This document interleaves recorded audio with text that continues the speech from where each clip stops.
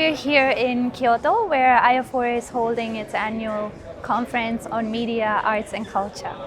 Next to me is standing CEO and Chairman of IAFOR, Dr. Joseph Haldane. Hello, Melina. Hello. What are your impressions of the conference so far? Well, I'm very, very excited, as I always am, to be in Kyoto because it's a fantastic place to be. There's a lot of arts, media and culture naturally in Kyoto. And when I say a lot of arts, media and culture, this is a place that has given us a lot of the traditional sort of arts and culture around, of course, originally around the religious, around Buddhism and around Shinto, and you have a lot of great shrines and things out and about. But Kyoto is also a place, and a lot of people don't perhaps know this, but this is the home of Nintendo. It's a home of a lot of very, very up-and-coming media companies. It's the home of a lot of film companies, and I think it's exciting to be in this environment. What did I think of the conference itself? I thought we got off to a very, very interesting start. We looked at questions of indigeneity, that's obviously becoming and belonging within these contexts. We looked at the Ainu, and this is the people from the north of Japan who are considered sort of perhaps more Japanese than the Japanese to a certain degree, and that they were pushed up and into just the very northern part of Hokkaido in Japan. It looks at questions around their media representation and how they're representing themselves.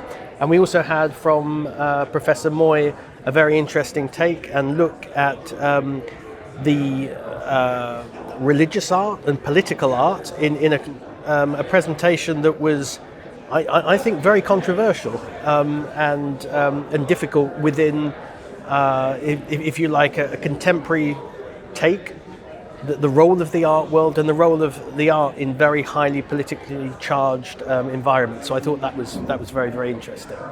How about you? I mean, what did you think? It was very interesting for me too, and I learned a lot about, minorities. You don't get to hear a lot about them in the media because of issues of representation, but you get to hear a lot about them at this conference. And you mean in Japan in particular?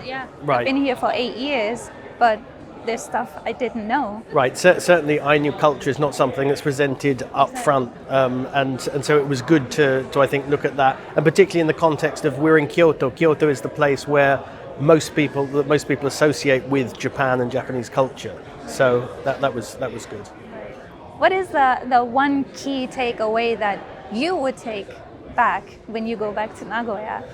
When I go back to Nagoya, I think, and I'm going to concentrate on Professor Moi's presentation, because it was very ambitious and it looked at a subject that's really difficult and contentious, and that is representations and the role of the art world in political context.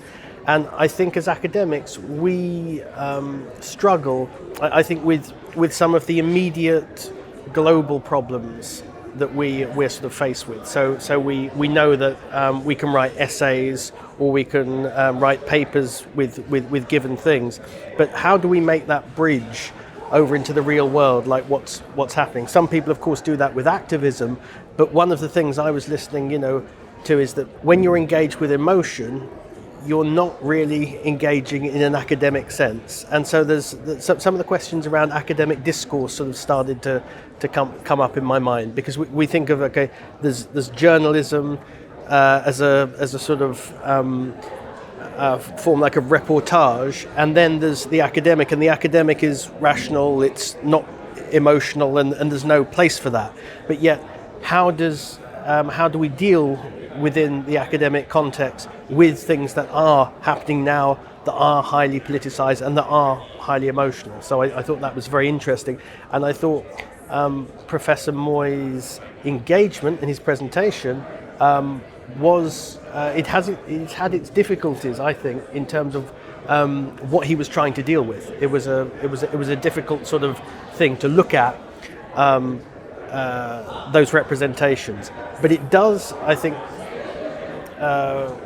it does us well to be reminded of the fact that those historical paintings, which we find, quite normal and comforting, like liberty and the representation of liberty, that is a representation of a riot. That's a representation of a battle. That's a representation of something that does involve death and carnage, but it's sort of mythologized and romanticized around these ideals. So I thought it was interesting to see how he went from the art, beauty, and representation to death and destruction and genocide, which of course is something that's going on at the moment, and that we have to engage with or try and make sense with in our own ways ourselves. So that's, if you like, the takeaway that I got. And I think that's one thing that IAFOR does really well, is to create this space where we can discuss things that are not too academic or things that are a bit political, but trying to have an apolitical take on it. And I think Professor Moi's presentation and also the panel that we had that was criticizing basically Japanese media and saying that you actually cannot criticize Japanese media and the government in Japan. Well, I think this brings up a key point for us, because we're not apolitical. In other words, it's not that we do not stand for anything, but what we do stand for is we stand for a way of presenting things. And while we do not control anything anyone says, we obviously allow for the space of people to to present ideas that are often very, very controversial or very difficult. Those things that some people would prefer we did not say. In the platform, that neutrality is for us a very, very important thing to keep. So we're putting someone there. They're saying opinions, presenting these very, very strongly, but other people can ask questions about those opinions, and whether or not I personally agree or something or is irrelevant. That it's about the principles of freedom of speech and the principles of academic engagement and exchange. We had our global fellows today, and they presented on a panel. And how did you feel that went? I think it went very well. I just interviewed Professor Hawkins, and I asked him the same question, and he raised an interesting comment about how even if the fellowship program was restricted within East Asia, even within the East Asian region, you get so much diversity. When they were talking today about how the governments are using media to further their agendas, and then you get so many different narratives from Japan, from the Indo-Pacific area, from China, and it's just this program, this fellowship brings together so many diverse perspectives, and I think this is also one of IAFOR's strengths. And Professor Hawkins also said that there's a lot of great opportunity in expanding that beyond the East Asian region. And that would be really exciting, I think, if we can develop and grow this fellowship in the years to come. So engagement at the moment is with Korea, Taiwan, China, and Japan for the moment. But to be able to build that up to include greater participation, I think will be really very interesting. And again, I'm always excited by the way in which we have conferences every sort of sometimes month, sometimes this month, and we have two in a month and then two the next month. But we've got the chance to see what works and develop them in this and improve them in different ways.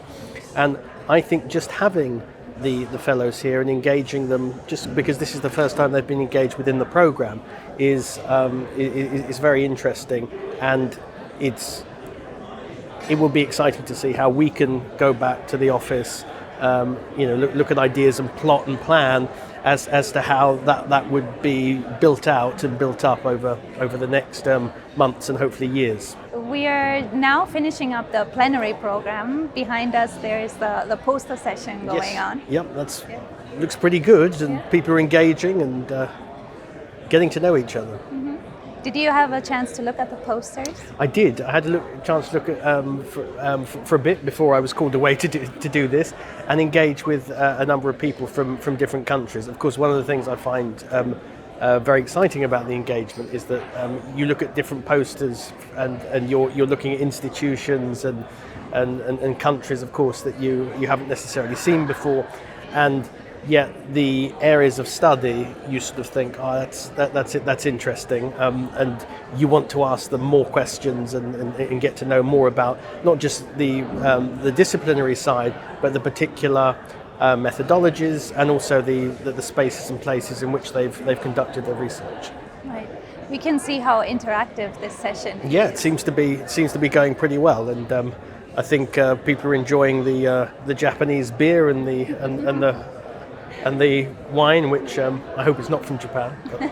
Well, we had an even more interactive session before during the forum discussion. We did, which I thought went fantastically well, but you were the one leading it with Professor Hawkins, so what did you get from it? I think it's a testament, conference after conference, to how much people want to be part of the decision-making process and just stating their experiences and wanting to be part of what's going to change the world moving forward. The forum discussions, as I said during the session too, I've been looking at the post-conference surveys, and the forum sessions always rank either first or second in terms of ratings and evaluations. Well, it shows the degree to which people are wanting to engage in conferences and learn, but they're also wanting to sort of find out from other delegates more along the lines of the things that we develop, because this is one of the thematics of global citizenship. And global citizenship, of course, is an heuristic, but it's also a practice. It's like how is this something that you can practice within your lives and within your institutions, classrooms, etc. And an aesthetic as well. So if they're able to think and reflect within these sessions, these interactive sessions, I think that's really great. And from what it sounds like, that's the feedback we're getting. Yeah, and because of people being so inspired by it and having contacted us that they would like to write something, they would like to speak more about this. So at this forum session, we have encouraged, and we do encourage delegates to contribute an opinion piece or a small 500-word essay, okay. And we can always publish it. It doesn't have to be Scopus indexed or an academic journal. We have other ways, right. Like the Higher Times Education. We can publish it under IAFOR's name, for example, or the Think magazine, and also having people online interacting under the opinion pieces. Some people are under the impression that the only thing that matters is a 5,000-word article that appears in a Scopus journal. And of course, that's very, very important. But there are so many other ways of communicating. And of course, our platform offers that. And we also have, as you say, these collaborative engagements with a number of other places that might be able to take and run with some of these ideas. So I think that's a good and exciting point. So I think we will get some first opinion pieces at this conference, so I'm excited. I look forward to that, and I'm very excited as well. Yeah, so in a couple of hours, I think, we have the conference dinner. We do. Well, I'm looking forward to that, and looking forward to getting to know some of those delegates more, and to more exciting and engaging discussions. Well, I think we have had a successful opening to this conference. I think so, yes. And I'm looking forward to the next days. We still have parallel sessions. Absolutely. And the online day. Indeed. And I hope that's going to be successful as well. I'm sure it will be. Thank you so much. Thank you.